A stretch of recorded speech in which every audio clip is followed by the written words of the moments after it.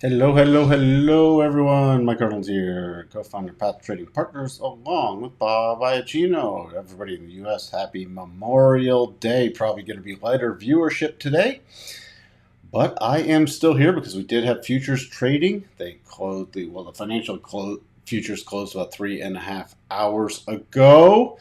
So we still have to prep for tomorrow. Stocks back open tomorrow. By the way, if you are new here, please do consider subscribing, ringing that bell, and hitting that like button. Longer term subscribers, please, please, please leave some comments and like the videos. So we got to prepare for the markets. Hey, Waka Waka. Waka, let's get this fake market run going already. Let's sink the Titanic. Let's get this fake market run going already. Why is it a fake market run? I don't know about that. Looks like Asia took the market up. It seems like we hit resistance. Asia and Europe took it up, and then it sort of pulled back. Remember, we had hawkish comments from the Fed today that, no, like, we're not going to ease up with rate hikes. So that's the message. Also, numbers out of Germany, inflation numbers, absolutely horrible. Absolutely horrible. Look at that. And you want to talk about behind the curve? The ECB. This is behind the curve. I mean, our Fed's bad enough, but the ECB has got disaster written all over it. I mean, look at the time inflation was high. Look at where the rates were compared to. This is just a disaster.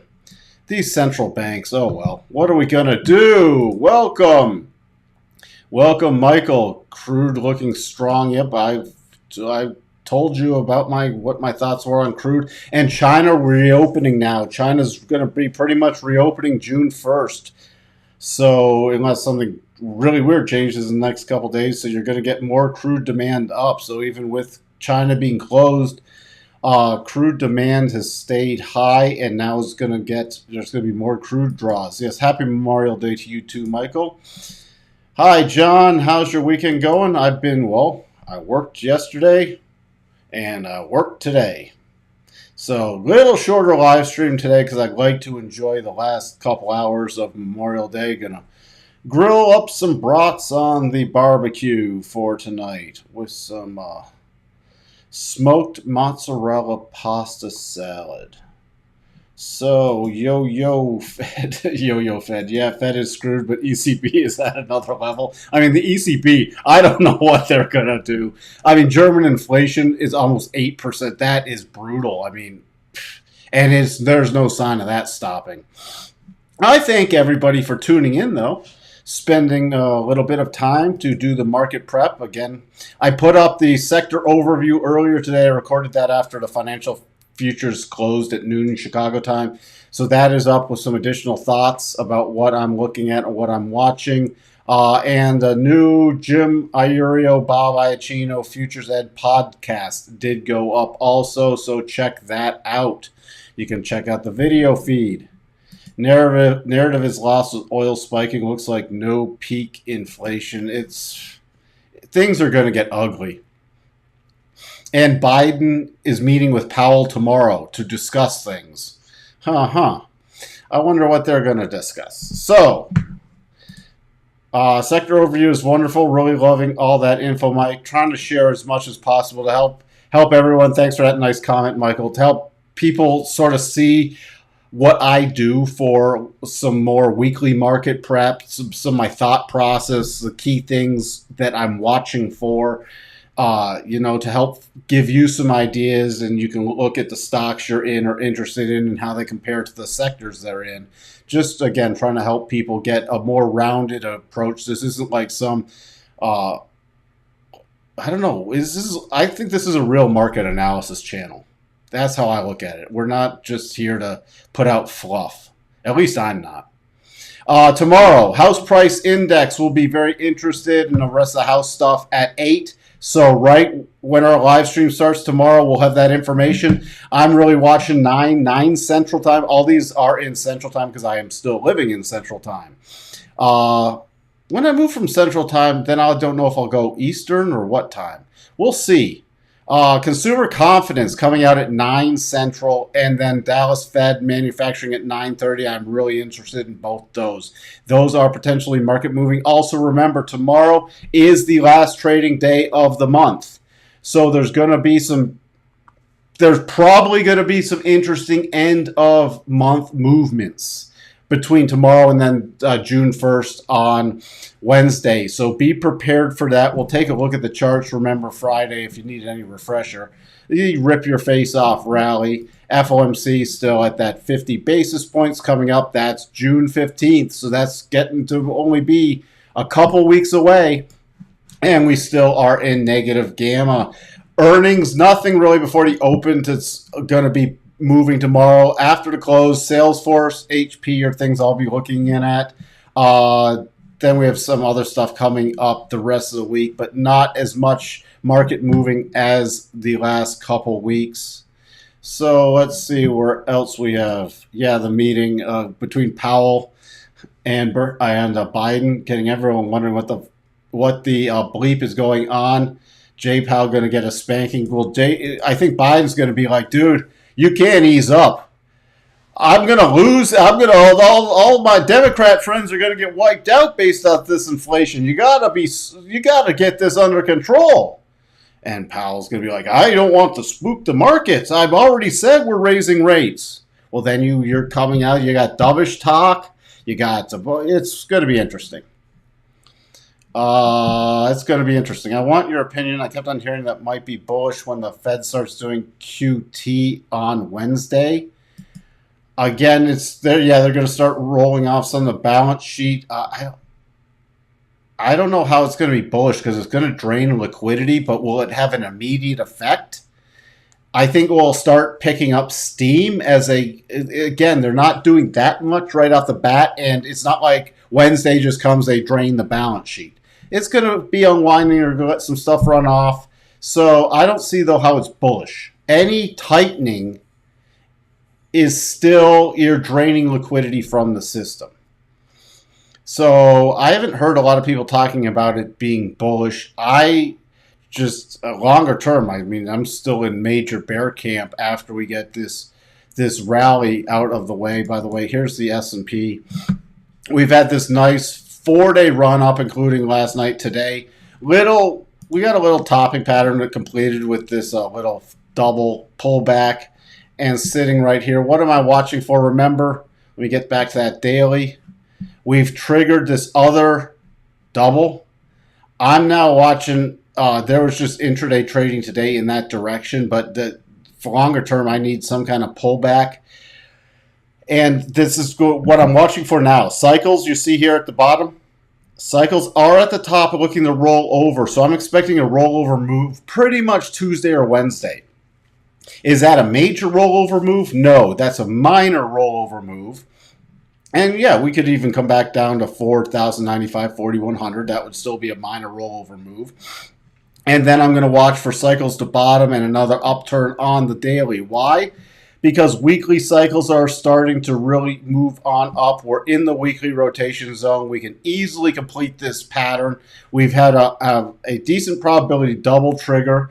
So there is an upside bias, and the stats are in our favor for a continued rally after a minor pullback. And look, that takes us to the other side of the weekly rotation zone. So in a nutshell, I'm watching it within the early start to this week, the real active trading week, for some kind of topping pattern and then a pullback pattern and then another push back up, and that should be the last push up for a little bit of time. Then I will watch for the bigger rollover. Also remember, here's the 50 to 62.5 from this most recent major downturn. So anywhere up in here, I'll watch for some major top action. And right in front of this, you see here, we have all that's a significant level right there. So we have a lot of stuff. Full double target pattern, trend line, significant level up in here. So I'm keeping it overnight.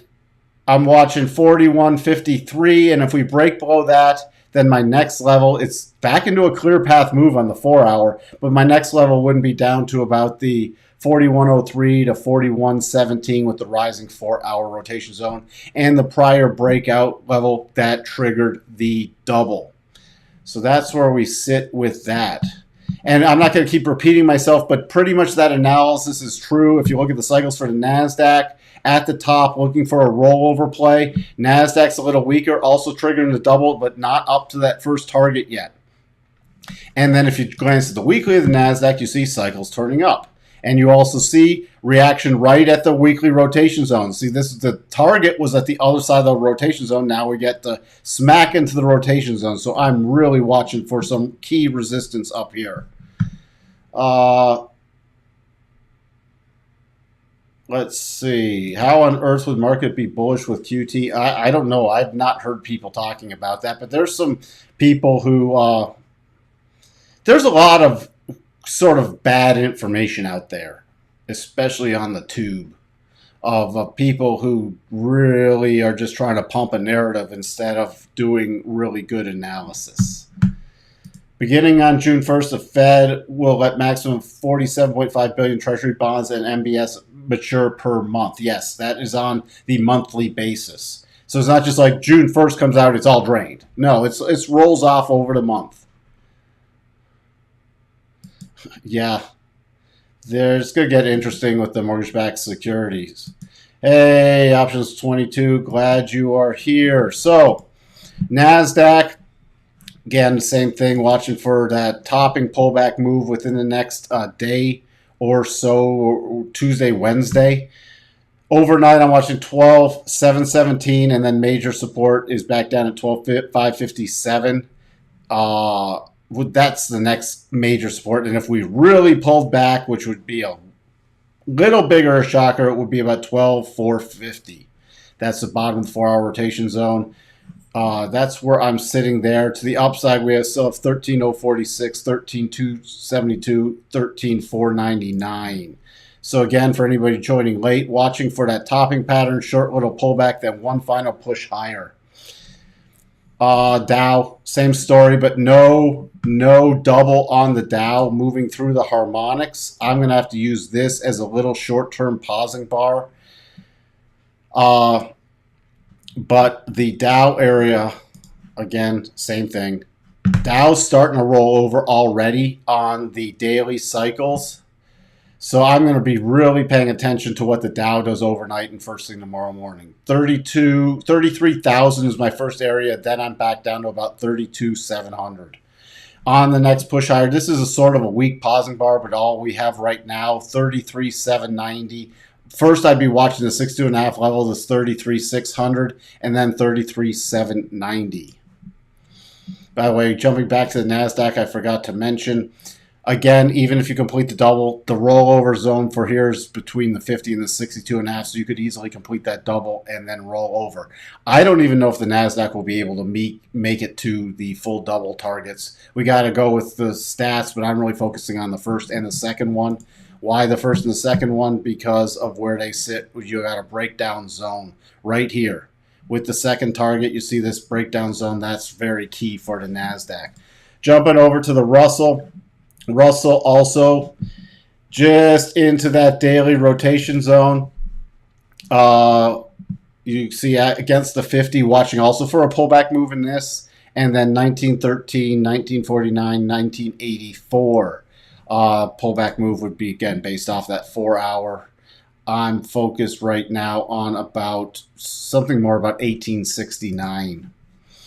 DAX closing above the 62.5. I put this out yesterday and continued higher. I'm still watching for a return to 14,735 area for the next target. But if our markets pull back, we'll probably get the short-term pullback with the cross of the rotation zone. So my key area on a pullback is about 14,325. Crude moving nicely higher today to the upper end of the channel. And now we get the close above the 62.5. So statistically, we favor a return to about this 125 to almost 126 area. Would not be surprised when the markets pull back to see a slight pullback in crude. But my first level I'm keying off then is about 1350 for support. And the other thing is, let me just update these levels based off today's close. The major area for crude now, before I could be bullish again, I'd have to have a close all the way back below 102. Gold, not really doing anything today, pausing. I'm watching for either the breakdown or breakout play, but I'm favoring the breakout play above about 1885. If we did break down, we still have a little potential double, but I just watch for the gap fill. The gap fill, and the full gap fill would be to the close, which is, let me give you the close, 1853.90. Silver also just pausing here. If we pull back, I'm targeting 2180.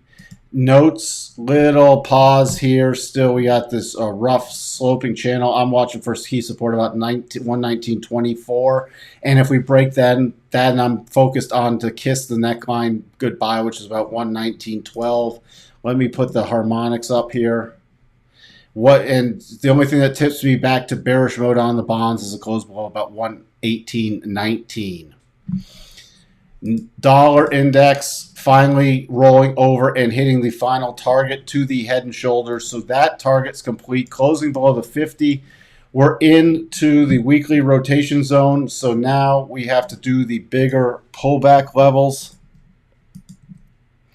Next major area, next key area for me, if this continues lower, we have minor about 101.06, and then majors about 99.96. Cycles getting closer to the bottom on the weekly, but has a little more area to run, and the daily at the bottom. So I will start watching for bottoming patterns. We just don't have any yet. VIX, I'm watching tomorrow to 25 level. That's what's going to be key. Other than that, what would alert me that we might be starting to roll over is if we retrace above about 2750. Let's see. Talking to my sister who works in Deutsche Bank, said stuff in 2008 with MBS wrapping and bad grades is happening all over again and been going on for some time. She called it something else. Yeah. Again, they started doing income verification here with, you could take like a camera picture of your bank balance, and they were using those for income verification and stuff for mortgages here again. Come on. I mean, it's gotten silly again, but I don't know if inventory is so tight that I don't know if we'll crash. We could definitely see prices top out and get a slight pullback, but I don't know if we'll crash just yet. It needs, something has to break and really unravel. We will take a look at Ethereum, Qs, and Tesla. Please let me get to Tesla now. Tesla, we completed all that double bottom pattern. Again, I'm watching for now. Cycles are getting to the top on the daily, but not rolling over yet. Weekly still turning up. So it's sort of a interesting position. Next target is 766. If we break above that, remember we closed above the 62.5. So we should easily hit 760. Let me give you the exact numbers. 766.51. And if we push through there, I'm watching for 786. Then we have to go to the next major area, and above there, anywhere between about 790 and 828, I will watch for another roll over play, especially with cycles potentially topping. If we do start breaking lower tomorrow, the only first area I'm watching is this, with this 1 hour momentum bar and pausing right here with the rising momentum bar. We start getting below 746. You're into a clear path move, and I start targeting this area from Friday's lows and then potentially the gap fill play. So that's how I'm looking at Tesla. The Qs again, we finished that one double pattern and started another one. Pretty much the same thing with the NASDAQ. I'm watching for a minor pullback sometime Tuesday, Wednesday, even potentially going into a bit on Thursday, and then a push higher. We've triggered this bigger double pattern. So I'm focused on, after a pullback, then another push higher to complete some of these targets. I'm really focusing on this 317 area, and then I'm checking out the 322. Why those two? Because you see here that first one is right by the weekly rotation zone, and the next one is right at this breakdown zone. So those are the targets I am focused on with the Qs. Good evening, Anissa. Hope I said that right. Welcome to the live stream. Glad to have you. Let's check out. We've got a request for Ethereum. Ethereum, I mean, bouncing up. We have this potential double, but that's a long way off from triggering. So my next resistance area is right here on a continued rally, watching for a potential rollover about 2041. Above 2041, I will watch for that double target, for the first double trigger target, which is 2164.17, and I'd need that on a closing basis. If we break down, I mean, the next major target is all the way back to 1465. And it still favors a rollover play unless this bigger double gets triggered. Keep that in mind. It still favors a rollover play. Minor levels would be 1643 and 1585. And why does it favor rollover play? Because you're against the daily rotation zone and you are against the weekly rotation zone. So even a little minor pop, even a pop that triggers the double back to even 2400, 2403, just takes it back to the rotation zone, and I watch for the rotation back down and also look at the second target. Similar pattern to the Qs, where even the second target on this double were to trigger, just takes it down to this breakdown zone. So overall, we could get that pop. Nothing to do really until from the major bullish side until I get this to trigger. Other than that, it's just short-term plays, watching for a potential rollover in the daily rotation zone. Bitcoin, pretty decent move up there. There's no double play here, but it's the same thing. I'm watching for another rollover play, especially closer to about 33,000 to about 33.7. What else do we want to look at? Other stocks that I'm keeping a close eye on for plays, if you're not in them already. Microsoft, you see here, right against the weekly rotation zone. Cycle's starting to turn up, not an overbought condition yet, and triggering this daily double. So even on pullbacks in Microsoft, I'm watching for pullback plays, and depending on your timing, then your targets are with the 50. Do not ignore this 277.48 target right with that 50, and then the next two targets are 282 and about 286.64. So this could still be placed. You do have a potential gap fill, so if we do roll over, I'll be watching, and you know how I target the area for plays with the candle bodies and the peak, and I'd slightly lower that one with this instance, because this is where you got that gap open from back on the 17th of May, and this is where we closed on the 26th of May. So this is the area I'd be watching for a pullback move and then a rotation higher in the short term. But that's a very interesting play with Microsoft. And why am I watching for that pullback? Because we're at cycle tops. They look to be trying to roll over, but the weeklies are at cycle bottoms. So pullback, and then a continued rally, and then the next bigger rollover move. That's just one I wanted to point out to everybody. That's where I think I'm going to call it a day, if you don't mind, so I can enjoy some of the remaining hours on my Memorial Day. Again, happy Memorial Day to everyone. Thank you to all active and retired service members. Really appreciate it. If you're watching this on recording, and we're here to also, not like the service you gave, but we're just trying to help out, people to learn and navigate these rough markets so they don't get hurt. All right. So I think that should cover it. We'll Be back 8 a.m. Central Time tomorrow. Again, thank you for taking some time out. There's a fair amount of people still here. What will crash the housing sector is raising rates. When you can't afford your mortgage, just going up 1% will kill a lot of people, and the icing on the cake is everything else going up. For people holding adjustable rates, there are a lot of people I know who I've talked to people because I follow the housing market really closely. They're just like, I'd love to sell my house, but I can't. Even if I got a house that I can afford to go up to a nicer house, I don't want to be locking in a rate this high, and I don't want the risk of an arm. So they're not even putting their house up, which is keeping inventory so low. Now, I think the raising rates, so we're getting a pause here in the U.S. with rates, so it'll be interesting. But, if they pop another 1%, it's gonna really start getting, you're just going to start seeing some pullbacks in housing. Thank you, Michael. I will enjoy my bratwurst and my smoked mozzarella pasta salad and my refreshing adult beverage, and I will talk to everyone tomorrow. Again, everybody have a wonderful night. Thank you for being here. Bye for now.